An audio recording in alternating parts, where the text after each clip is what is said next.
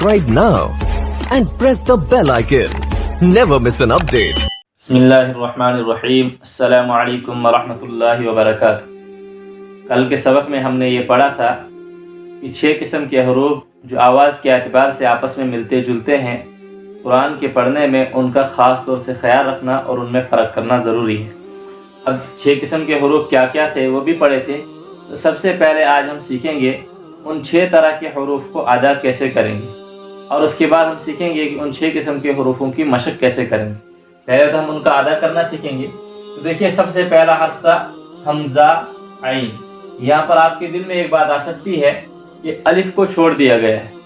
तो इस बात को आप याद रखिए कि अलिफ का मतलब होता है, अलिफ तब होता है जब वो खाली हो, यानी उस पर ज़बर, ज़ेर, पेश या इसके अलावा कोई भी हरकत या साकिन वगैरह ना हो, उसको अलिफ कहते हैं। जब इस पर हरकत आ जाती है, यानी ज़बर आए, ज़ेर आ जाए, पेश आ जाए, या ये साकिन हो या ये मुशद्दद हो, उस वक़्त ये अलिफ नहीं रहता है, उस वक़्त इसी को हमज़ा कहा जाता है। गोया कि अलिफ की बहस कुरान करीम के अंदर तब आती है जबकि अलिफ खाली हो, जब उस पर ज़बर ज़ेर पेश हो, जब उसको पढ़ना हो।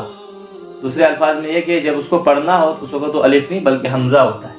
हमने सबसे पहले देखना है हमज़ा, हमने इसको कैसे पढ़ना है। हमज़ा को पढ़ने के लिए इसकी आवाज़ सीने से निकालनी है। हमज़ा, इसको हमने सीने से निकालना है, सीने से इसको अदा करना है। दूसरे नंबर पर आता है आइन।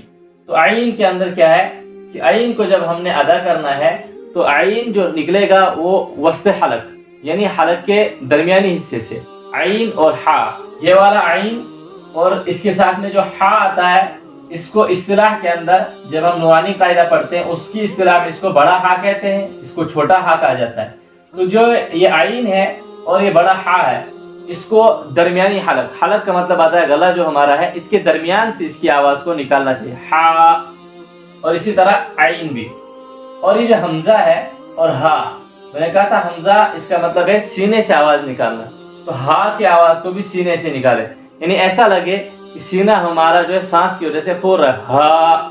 इस तरह जब हम करेंगे तो आवाज़ खुद ब खुद हा और हा में खुद ही फ़र्क हो जाएगा। दूसरे नंबर पर हमारे पास जो दूसरी किस्म के अल्फाज थे वो थे ता और तो। ता और तो के अंदर हमने फ़र्क करना था।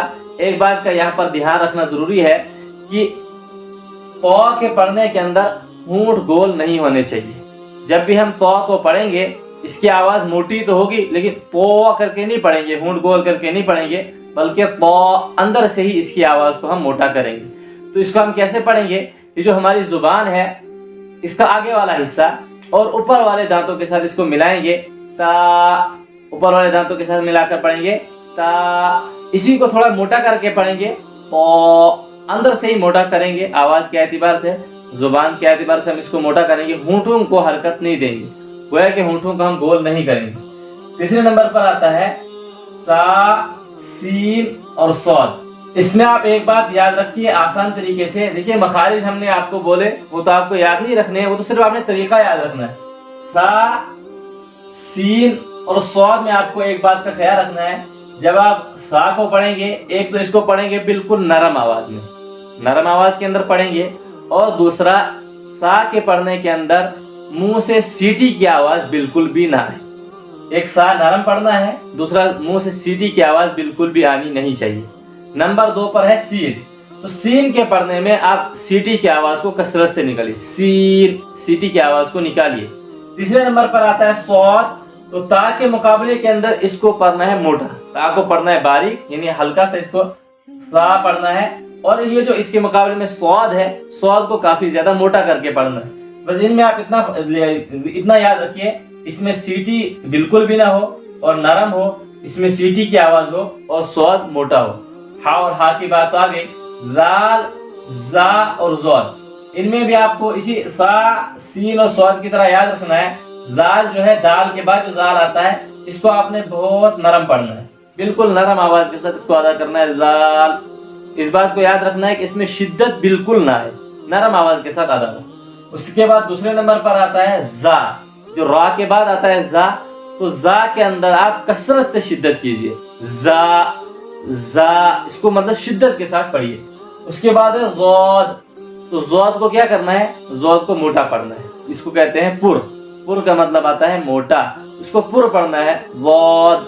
उसके बाद है कॉफ और काफ। देखिए इसको थोड़ा सा मोटा पढ़ना है कॉफ को, और ये जो है इसको नरम पढ़ना है। कॉफ मोटा हो जाए और ये काफ, ये हल्की सी आवाज इसमें निकले। और इस बात का भी ध्यान रखा जाए, जो भी अल्फाज हमारे मोटे यानी पुर पढ़े जाते हैं उनमें किसी भी लफ्ज में होंठ गोल ना हो। जैसे कि रॉ को पुर पढ़ा जाता है तो रो ना पढ़े, इस तरह तो है पुर पढ़ा जाता है तो उसको तो ना पढ़े होंठ गोल करके। कॉफ को पुर पढ़ा जाता है तो कॉफ ना पढ़े, ज़ौद को पुर पढ़ा जाता है तो ज़ौद ना पढ़े, बल्कि इनको पुर पढ़ना है लेकिन आवाज के एतबार से पुर हूँ, होंठ इनके अंदर बिल्कुल भी गोल ना हो। तो आज के सबक में गोया हमने ये सीखा कि इन इतने जितने भी हरूफ हैं ये इनकी अदायगी कैसे होगी, इन हरूफ की अदायगी कैसे होगी। तो अब अदायगी के साथ साथ इनकी मशक भी ज़रूरी है, ताकि मशक के ज़रिए से हमें कुरान करीम के अंदर पढ़ने में सहूलत हो। देखिए कुरान करीम के अंदर हमने तो आइन पढ़ना नहीं है, आइन बहसियत आइन, तो पढ़ना नहीं है, वहाँ पे तो ज़बर ज़ेर पेश इस पर लगा होगा या हरकत या इस पर मद वगैरह लगा होगा या तजदीद लगी होगी, तो उस एतबार से हमने इसकी अदायगी को सीखना है। तो आज के सबक में बस इतना ही। कल के सबक में हम सीखेंगे ये जो 6 किस्म के हरूफ हैं इनकी हम मशक कैसे करेंगे।